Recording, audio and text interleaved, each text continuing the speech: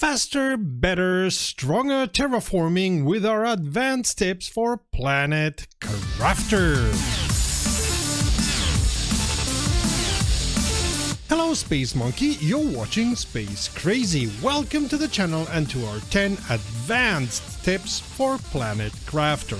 My name is Serta and I will be your host for this video. We showed you what planet crafter is in this video, see the link up there, and gave you beginner tips in this other video, again, see the link up there. Now we're giving you Space Monkey's advanced tips to move further and faster along in terraforming. Before we even begin, here's a tip on the house. Collect as many common and rare larvae as you can. Build extra storage if you need. You're going to need a lot of them in the end game. You're welcome. We'll start easy and with a simple one. Put tree spreaders away.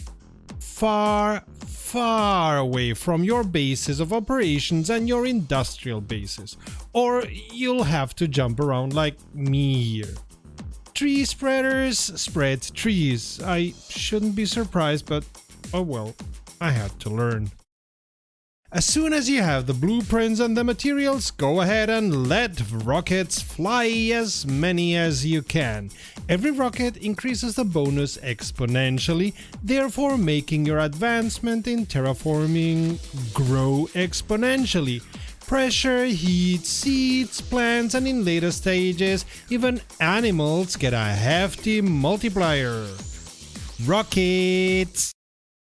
I don't know you, but for me, one of the most annoying things to do once I come back from a wreck search or an extensive expedition is putting everything in the right container.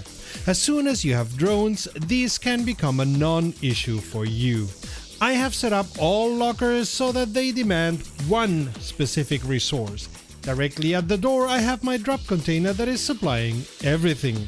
Once I come back from an expedition, I drop everything in the drop container and the drones take care to put everything in place in their respective containers, freeing up my time to concentrate on other stuff.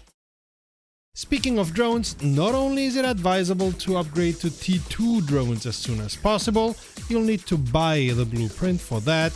You should always keep an eye on the drone station to be sure you have enough drones.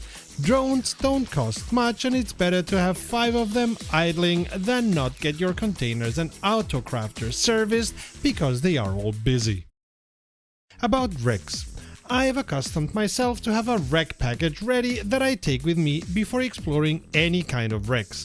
It consists of 2 oxygen, unless I am already at the level I don't need my own oxygen to breathe, 2 or 3 water, 1 or 2 food, especially high quality food, 1 explosive, as almost every advanced wreck needs you to blow up something, sometimes even more than once.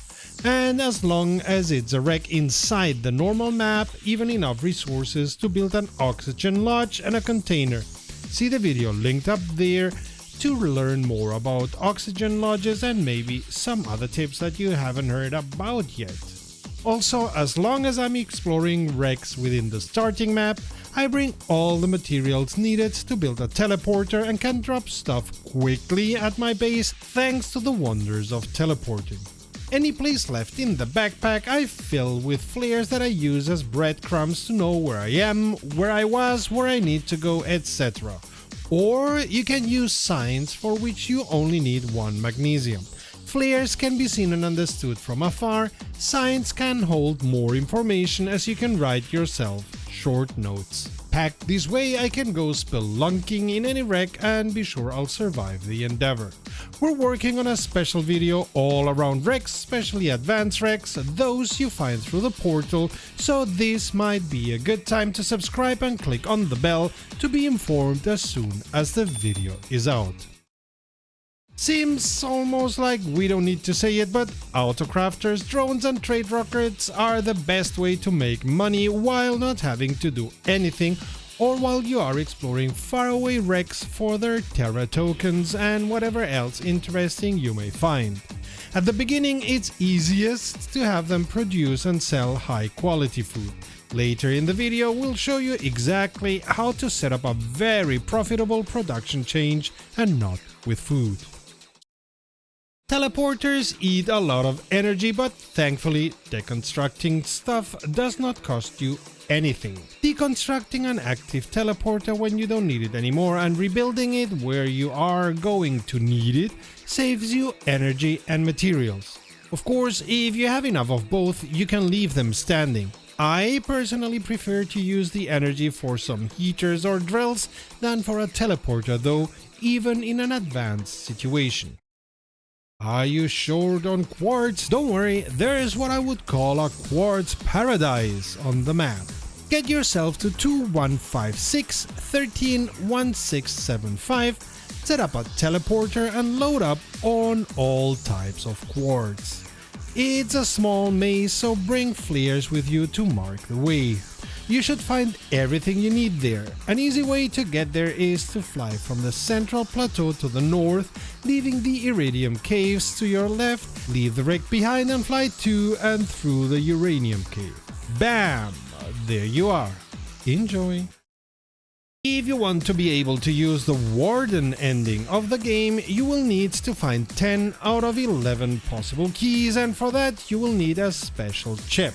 If you are interested in knowing where to find that chip as well as where to find those keys, drop us a comment below and we'll make a video.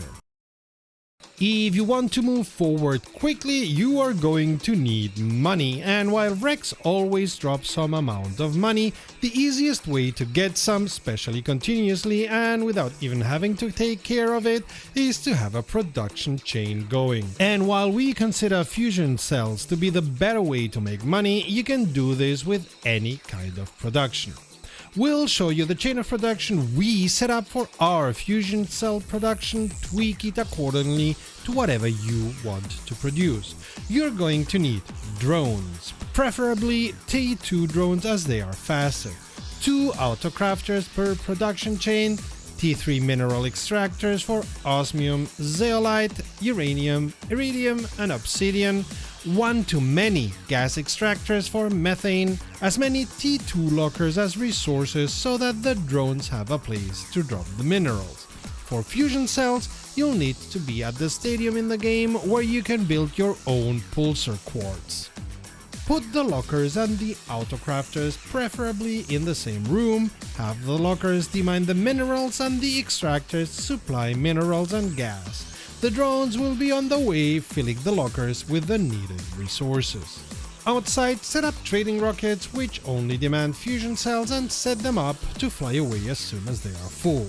Set 2 autocrafters per production chain, one of them automatically producing pulsar quartz, one of them producing fusion cells. Set the one producing fusion cells to supply said cells. The chain then goes. Drones deliver the minerals to the lockers, one of the autocrafters takes the minerals from the lockers and makes pulsar quartz, the other takes that pulsar quartz and some more minerals and produces the fusion cells. The drones take that cell and drop it into the belly of the rocket.